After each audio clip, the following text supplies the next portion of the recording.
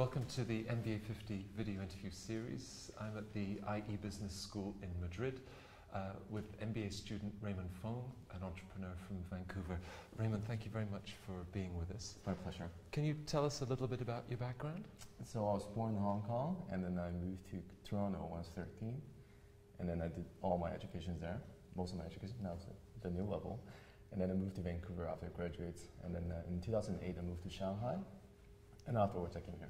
Right, right. And the experience professionally, obviously there's an entrepreneurial project in the middle of all of that. Yeah, so I went through engineering school, so actually my background is a civil engineer, and then afterwards I used some of my savings during the schools, and then I started my own business in Vancouver, and then I sold it, and then go back to engineering for a few years. And then my last project was actually in Shanghai as I worked for private equity firms, so I worked with different industries. So I work in media, forestries, and then IT companies as well, which has nothing to do with engineering. People might find really weird, like how can the engineer apply in different kind of industry like that, but it's surprisingly how much similarities they all share.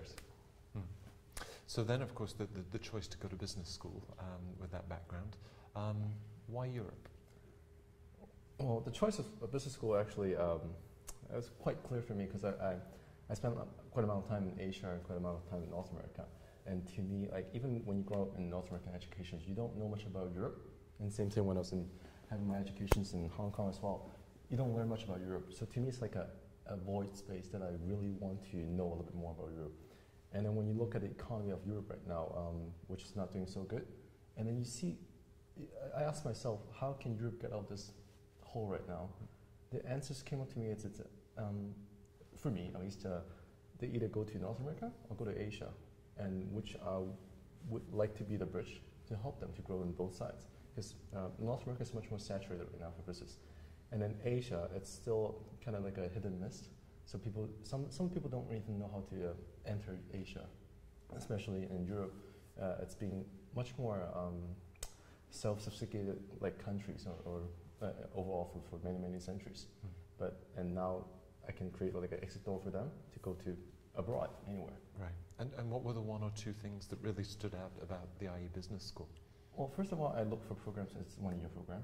So any programs is more than 1 year. It's not my options already. And then I look for business school which is within the top 10 ranking, and also look at the countries as well. Spain, it's been one of the fascinating countries that I look forward. And then when you break that all down, there's not many choices left. And then I love IE, the way they present themselves, and also the culture of the school as well. It's really something I look forward to. Right. You've been on the program now several months. Any highlights that have stood out? Yeah, well, highlights is actually all the courses are great, and the way the structure is really good. And I love the interactions between professors and how professors actually engage conversations, and then we actually really go on to discussions. And the professors actually have a really good way to engage much more deeper thoughts. So it makes you think something that you haven't even thought about that before. And also the people around me, because when you have such a dynamic, people coming from 80 countries, you raise different kind of issues that usually not being touched in most of the other business schools. And then you learn from so many different cultures, like even a simple pasta you make, or thinking styles, or the working habits, or ethics, or moral standards. They're all different. You can't just say to do good and then you expect a standard because we're from certain culture, but different cultures have different standards as well. This is really fascinating for me. Now, do you feel that the learning here in Europe is then applicable back in Canada, or with opportunities in Asia as well? Yeah, definitely. Like the way I see myself or any other people around me, it's how you package yourself. What you're missing, and being much more experienced in Europe, and then of course my background in Asia and Canada as well. So it's just, to me, it's much more a bit more rounded, or globalized, or terminology, whatever you want to call it. Yeah.